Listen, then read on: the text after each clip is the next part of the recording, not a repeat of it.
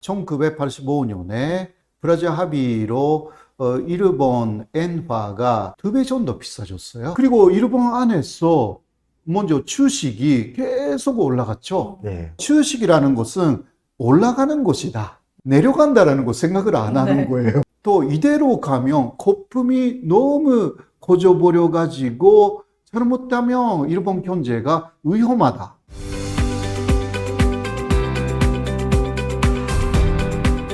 우리가 또 이 일본 버블 경제 하면 표면적으로는 이 플라자 합의로 인해서 생겨난 걸로 알고 있는데 그 이면에 또 다른 이유가 있을까요? 그때 일본에 거품 경제가 생긴 것은 확실하게 브라질 합의 때문입니다.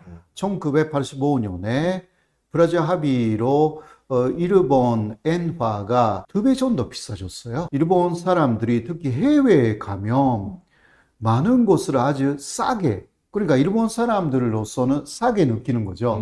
예. 그래서 당시는 뭐 록펠러 빌딩이라든가 콜롬비아 용화사라든가 그거는 뭐 지금도 갖고 있지만 세계적인 건물이라든가 회사라든가 뭐 일본 사람들이 가서 사는 거예요. 그리고 일본 안에서 먼저 주식이 계속 올라갔죠. 네. 그리고 부동산 신화라는 것이 만들어집니다. 부동산 신화 그리고 주식 신화라는 것은 그거 주식이라는 것은 올라가는 것이다, 내려간다라는 거 생각을 안 하는 네. 거예요. 코스피 같은데. 맞아요. 네. 맞아요. 그러니까 코스피도 잘못하면 이게 거품이 너무 많아질 가능성이 있는 거예요. 이대로 가면 그거밖에 모르는, 코스피가 올라가는 시대밖에 모르는 사람들은 그 주식이라는 것은 올라가는 것이다. 그리고 그때 일본인들도 그렇게 생각했고 부동산도 사놓고 있으면 올라가는 것이다. 그리고 또 일본 안에서 너무 호황이 되었기 때문에 여러 가지 놀이터에서 특히 어른들의 놀이터는 캬바레라든가 술집이라든가 그런 데서 사람들이 엄청나게 놀기 시작해요. 그것을 안 좋게 보고 있었던 사람들이 있었어요. 그거는 공무원들이죠. 예. 내 얼굴은 안 오르니까. 예. 일본 공무원들은 특히 상당히 엄격해요, 규칙이. 그러니까 일반 사람들이 주식을 사놓고 있으면 계속 올라가고 그것을 일본 공무원들은 금지되어 있어요. 사면 안 돼. 그러니까 화가 나는 거예요, 공무원들이. 네. 특히 일본 중앙은행입니다. 일본 은행의 공무원들이 우리는 열심히 일하고 있는데 서민들이 그냥 주식을 사놓고 또 부동산 사놓고 있으면 계속 이게 부자가 된다. 네. 우리는 그거 못한다. 그리고 또 이대로 가면 거품이 너무 커져버려 가지고 잘못하면 일본 경제가 위험하다. 그렇게 생각을 한 거예요. 네. 그렇게 되면 결국은 금리를 올릴 수밖에 없다. 이렇게 돼버렸죠. 그리고 사실 너무 앵고가 되었기 때문에 브라질 합의로 일시적으로는 일본 경제가 어려워졌어요, 사실. 처음은요. 그래서 오히려 금리를 계속 내렸습니다, 당시. 일본 경제가 너무 어려워지면 안 되니까. 그런데 그것이 아까도 이야기했지만 그렇게 너무 호황을 만들어 버렸어요. 그래서 더 화가 난 공무원들이 이제 거품을 분해시켜야 되겠다라고 해서 그때까지 경험이 너무 없어서 너무 빨리빨리 금리를 올렸어요. 그러니까 0.25%, 0.5% 그 정도의 수준으로 3개월에 한 번씩 너무 빠르게 해가지고 거의 2.5% 정도까지, 그때로서는 그것이 좀 아주 낮은 금리였어요. 그것이 1년 반 정도 이후에는 6% 정도로 올라가 버립니다. 그것으로 이제 부동산을 그때 사놓고 있으면 올라갔으니까 부동산 투기 현상이 일어났는데 이게 부동산 살 수가 없게 된 거잖아요. 그렇죠. 금리가 너무 비싸지니까 이제 주식도 부동산도 이제 내려가기 시작합니다. 근데 내려가기 시작하면 굉장히 빨리 내려갔어요. 그것은 너무 빨리 금리를 올렸기 때문입니다. 이것은요, 경험이 없었기 때문입니다.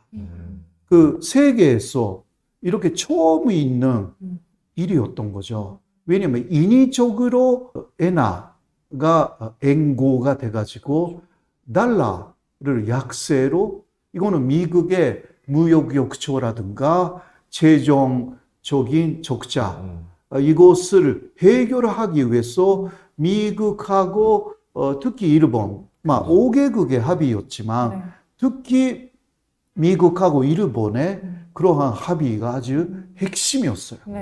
일본도 경험하지 못했고 미국은 그냥 자기들이 그냥 적자라는 것을 해소하면 되는 것이니까 세계가 보지 못했던 것이 일어났습니다. 그래서 또 화가 난 공무원들이 또 너무 빨리빨리 해버려가지고 그거까지 겹쳐가지고 이게 회복이 안 되는 수준까지 일본 경제가 내려앉아버린 것입니다. 제가 그때 보니까 미국에서 바젤 협약이라는 걸 만들어가지고 지금 바젤 3까지 갔지만 바젤 1인가 해서 이제 은행들 자본 건전화 시켜라 라고 이제 국제적으로 하니까 일본도 이제 그거를 갑자기 기준 맞추려다 보니까 금리를 빠르게 오르게 된 영향이 있었던 거죠. 네네네. 그런 것이 뭐 배경에 있었지만 뭐 여러 가지 음모론적인 이야기도 꽤 있기는 합니다.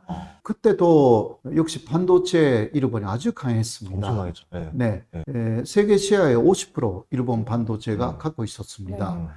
그때 미국 쪽에서 미일 반도체 협정을 일본에게 요청해가지고 일본은 외국산 반도체를 20%는 일본 안에서 써야 된다라고 요구를 한 거죠. 그래서 결국은 일본 반도체 가격을 더 올려야 된다라는 요구도 있어가지고요. 그것으로 일본 반도체의 기세가 꺾였습니다. 그리고 그때 일본 반도체 산업은 어떤 그 회사 안에 하나의 분야에 불과했습니다. 그러니까 이게 좀 안 되게 됐네 라고 해서 투자를 다른 데에 돌려버렸어요. 그래서 일본 반도체가 죽어버리기 시작합니다. 그 사이에 반도체에 올인한 그 대만이나 한국이 이제 고지기 시작한 거예요. 일본은 그러한 정책적인 실패도 있었습니다. 그런 식으로 하여서 반도체도 그렇고 그런 금리적인 부분에서도 그렇고 사실 미국이 일본이 기술적으로 상당히 그 백권을 갖는 것을 안 된다라고 생각한 것은 사실인 것 같습니다. 왜냐하면 이시하라 신타로라는 당시 일본의 극우 정치인이 책을 썼어요. 소니의 모리타라는 사람하고 함께. 그거는 노라고 할 수 있는 일본이라는 책이었어요. 당시 유명해졌습니다. 노라고 누구에게 말하느냐? 미국에게. 이거였어요. 그때까지 일본은 미국이 말하면 모든 것을 수용했다. 그러나 현재 일본의 기술력 그리고 경제력 이거는 미국에게 노라고 할 수가 있는 그러한 수준이 되었다. 그게 미국에서도 많이 팔렸어요. 화가 난 미국이 노라고 할 수 없게 만들어버리겠다. 그런 거죠, 사실. 그러니까 이시하라 신타로는요, 그 이후 미국에게 노라고 할 수 있는 일본이라는 주장이 잘못되어 있었다고. 그렇게 사실상 인정해 버렸어요. 왜냐하면 너무 강한 그때 규제라든가 여러 가지 들어왔기 때문에. 그때 레이간 시절이었고, 지금 레이간을 엄청나게 흉내내는 트럼프하고 되게 비슷해요.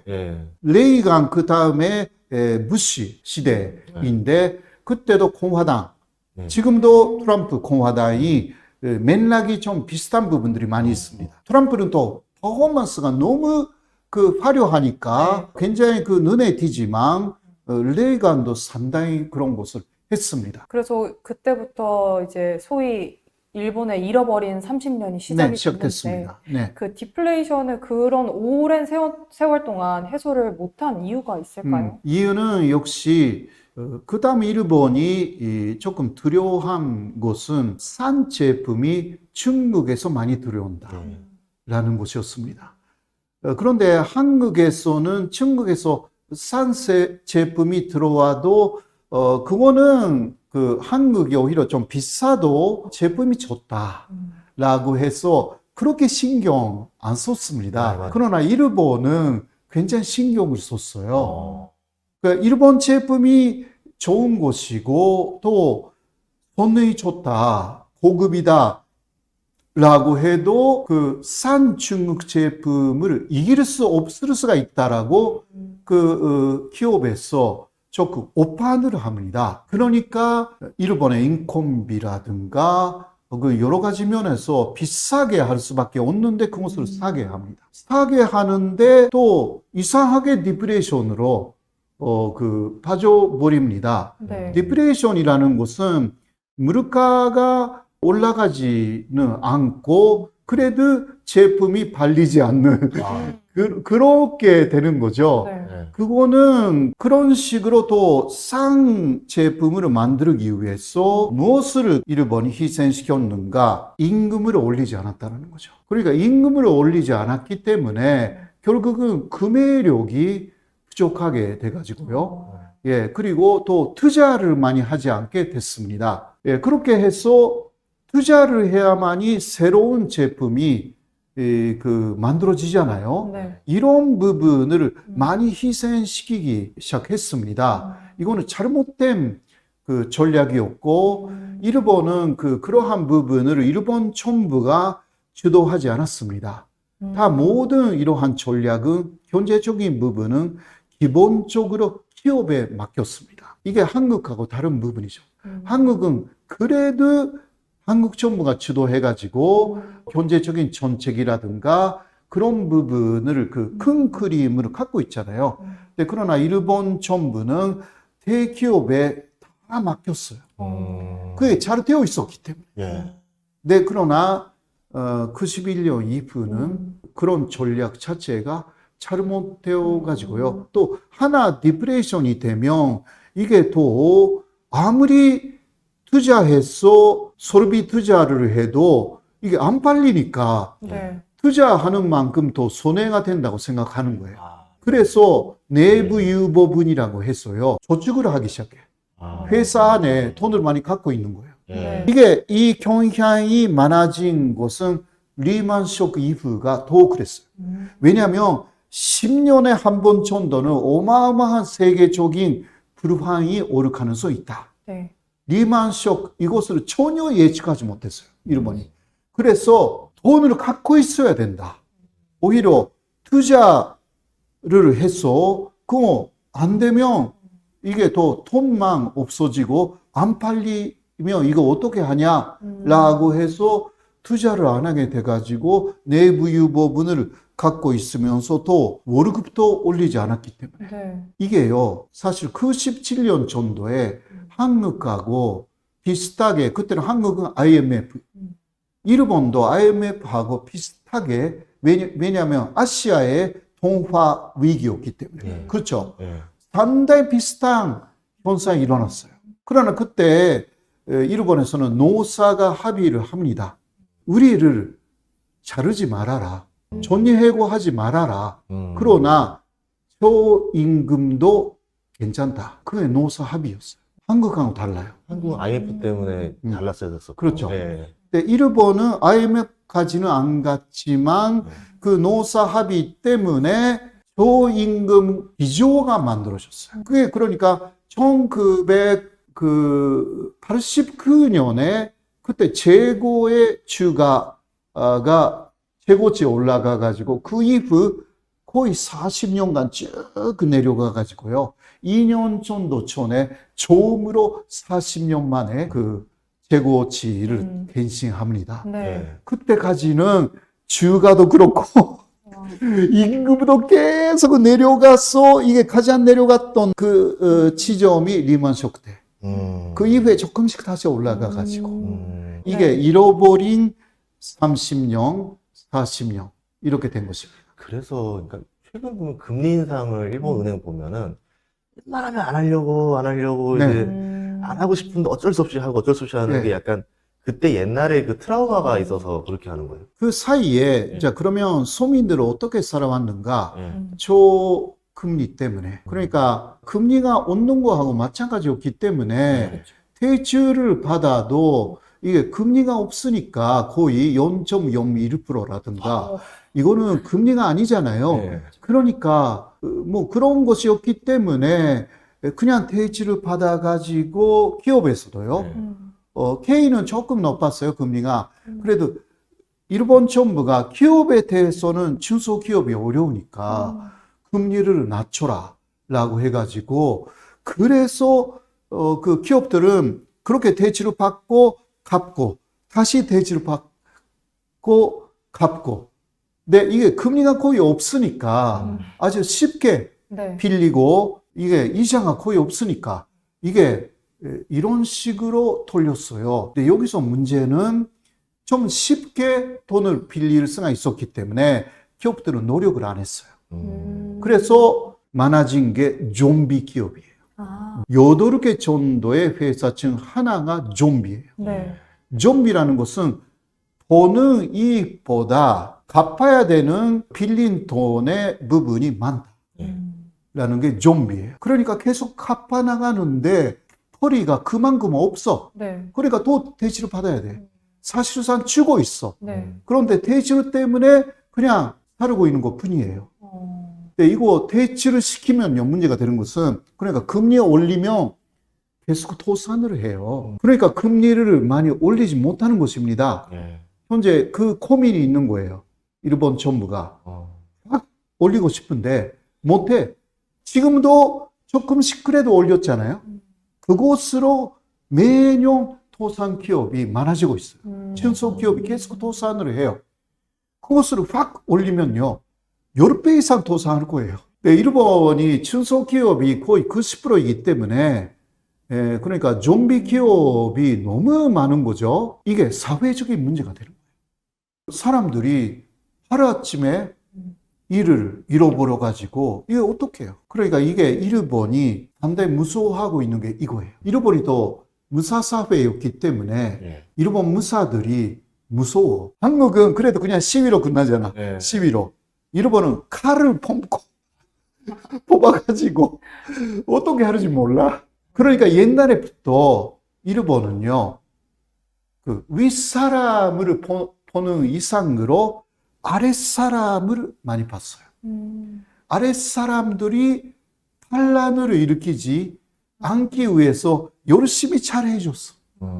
예, 이게 일본의 문화예요. 그래서 아까 이야기했잖아요. 노사 합의도 존리해고를 쉽게 못해. 그러니까요. 존리해고를 한다 하더라도 다음에 취업조를 다 만들어 준 다음에 해고를 해요. 그때 그 일본의 반식이 1997년 그 시점에는 세계적으로 칭찬받았어요. 굉장히 부러워했어요. 그러나 지금 보면요. 한국 판식이 아주 나쁘다라기보다 세계의 표준이었어요. 일본이 세계 표준에서 조금 벗어나 있는 거예요. 그래서 일본이 전체적으로 어려워진 거예요. 이것 때문에. 그러면 교수님이 보시기에 그 좀비 기업들은 어찌됐든 경쟁력을 키워야 되잖아요. 그렇죠. 기업들은. 그러면 금리를 또 인하하면 다 도산을 해버린다고 하시니까 그러면 어떤 방법으로 기업들이 좀 경쟁력을 키울 수가 있을까요? 결국은요, 계속 현재까지 일본 정부가 말해왔던 것은 IT화를 먼저 해라. 그런데 IT화가 안 된 기업들이 굉장히 많습니다. 아직도 일본은요, 차인 기술로 네. 그래도 그곳으로도 세계적인 기술을 갖고 있는 기업들이 꽤 많습니다. 그런데 그거는 IT화가 아니라 지금도 그 손반으로 돌리면서 그런데 기술은 세계적인 수준이에요. 이게 차인 기술이에요. 네. 그런데 문제는 후계자가 없어요. 왜냐하면 신입사원들이 세계적인 기술을 갖고 있는 중소기업이다라고 해서 회사 가잖아요. 네. 그러면 먼저 깨끗하지 않아. 손반 돌리고 있으니까 이게 여러 곳에 네. 깔끔하지 못하는 거예요. 기술이 엄청나게 좋다라고 해도 이거는 IT 기업하고 다르잖아요. 또 AI 기업하고는 전혀 다르고요. 그러니까 젊은 사람들이 안 온대요. 그래서 70대가 된 사장님이 내 기업은 세계 최고인데 후계자가 없다라고 네. 해서 폐업을 할 수밖에 없는 거예요. 네. 그렇게 되어 있어요. 일본은 또 20세기까지의 성공 체험이 있어가지고 그때는 차이인 기술을 그러나 지금은 차이인 기술이 필요 없습니다. IT가 차이인보다 AI가 또 훨씬 잘 만들어줘. 네. 그러니까 AI, IT 인재가 필요한데 일본은 그것에 대한 교육이 너무 늦어졌어요. 그리고 또 IT화 시키기 위한 마지막에 대단히 중요한 것은 주민등록번호가 대단히 필요하잖아요. 네. 사실상. 그런데 일본은 주민등록번호 없습니다. 물론 그게 없다라는 것이 안 된다고 생각해서 특히 코로나 네. 때부터 일본에서는 이게 백신 요청하는 것도 그런 번호가 있어요. 빨리빨리 처리가 되니까. 그래서 마이 넘버 카드라는 것을 만들었어요. 그런데 그것이 신청해야 되는데 70%까지 신청해서 마이 넘버 주민등록번호 같은 거 만들었어요. 네. 그런데 30%는 지금도 거부하고 있어요. 왜 거부를 하느냐? 그렇게 하면 나라가 혹은 지방자치체가 나를 감시할 것이다. 그러니까 그 70%가 아직 거부하고 있기 때문에 네. 완전한 IT화가 어려운 거예요. 일본이. 그래서 아시아에서 IT화에 실패한 나라가 두 개라고 해요. 일본하고 말레이시아래요. 아이고. 아시아에서 IT화에 가장 성공한 게 중국이고 그 다음 단계가 한국이라든가 싱가포르라든가 대만이라든가 다 이렇게 두 번째 단계로 다 있거든요. 근데 일본은 세 번째도 아니고 아마 네 번째 정도 혹은 다섯 번째 정도에 실패한 나라에 속하는 거예요. 그러니까 지금 일본 정부는 IT화라고 하고 있어가지고요. 네. 그 이외에는 방법이 없어요. 그러니까 계속 늦어지는 거예요. 하고 싶어도 사장님은 IT라고 해도 70세가 된 사장님은 나 잘 몰라. 나는 이걸로 근무해왔다. 이거니까 새로운 사람들이 오히려 IT를 잘 알고 있어. 네. 새로운 신입사원들이. 네. 그래도 그 사원들은 내가 여기에 들어가도 내 이야기를 말해도 이해할 수 있는 사람이 없다. 그러니까 그럴 바에야 내가 그냥 개인 사업을 하는 게 낫겠다. 그래서 우수한 그런 IT라든가 AI 인재들은요, 개인 사업으로 회사를 만들어 버려요. 혹은 해외로 나가버려. 저희는 이제 궁금한 게 한국이 지금 어쨌든 부동산 가격도 너무 이제 많이 오르고 하면서 이제 예전에 일본 때처럼 혹시 한국이 지금 그 길을 따라가고 있는 거 아니냐라는 얘기들이 많이 나오더라고요. 교수님이 보실 때 어떻게 생각하시는지 궁금합니다. 네. 물론 다른 부분이 있죠. 한국은 IT화하고 AI화를 성공했기 때문에 그러나 이 부분이 계속 발전이 안 될 경우 문제가 생길 가능성이 충분히 있습니다. 일본하고 비슷한 부분은 인구가 계속 줄어들고 있다. 노동 인구가 일본에서 쭉 줄어들고 있고 이렇게 될 경우는 그래도 IT화로 AI화로 한국은 새롭게 발전할 수가 있는 디지털화라는 곳에서 그것을 계속 준비해 오고 있는 거예요.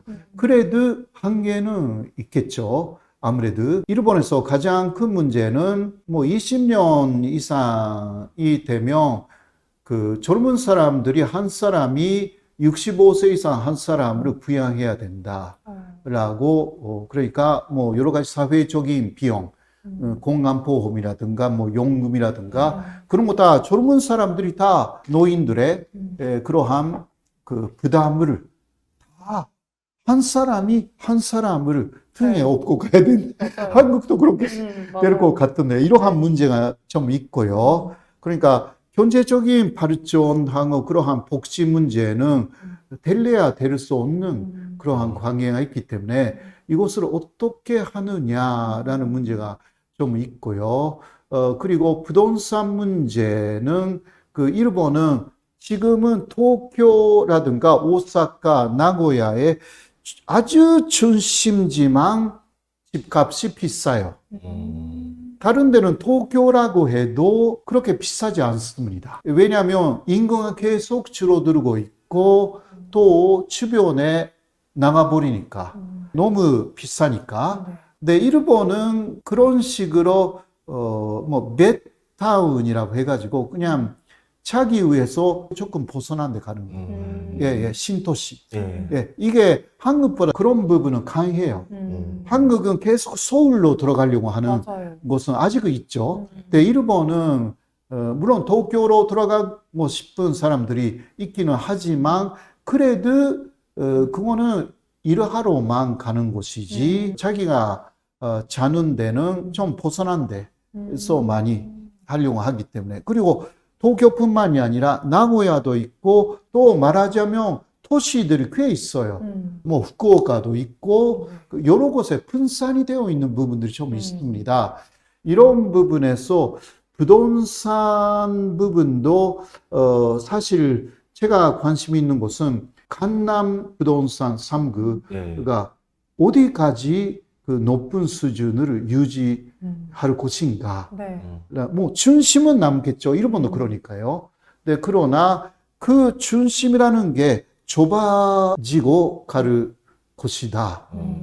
서초가 남을지, 네. 그 어디가 어디가 남을지, 강남에 그 어디가 남을지, 네. 예, 이러한 부분들이 조금 있는 것 같아요. 그런 부분에서 아직은 조금 다르다라고 할 수가 있습니다. 너무 좋은 말씀입니다. 이거 듣고 나니까 네. 좀 생각해야 될 부분이 너무 많았네. 네. 지금 보면서 일본 얘기를 하는데 그렇죠. 약간 한국이 생각나면서 겹쳐 보이면서. 와 이거 어떡하지? 어떻게 해결해야 되지? 이런 생각 너무 많이 드셨어요. 음. 너무 소중한 말씀 감사합니다. 네. 네. 감사합니다.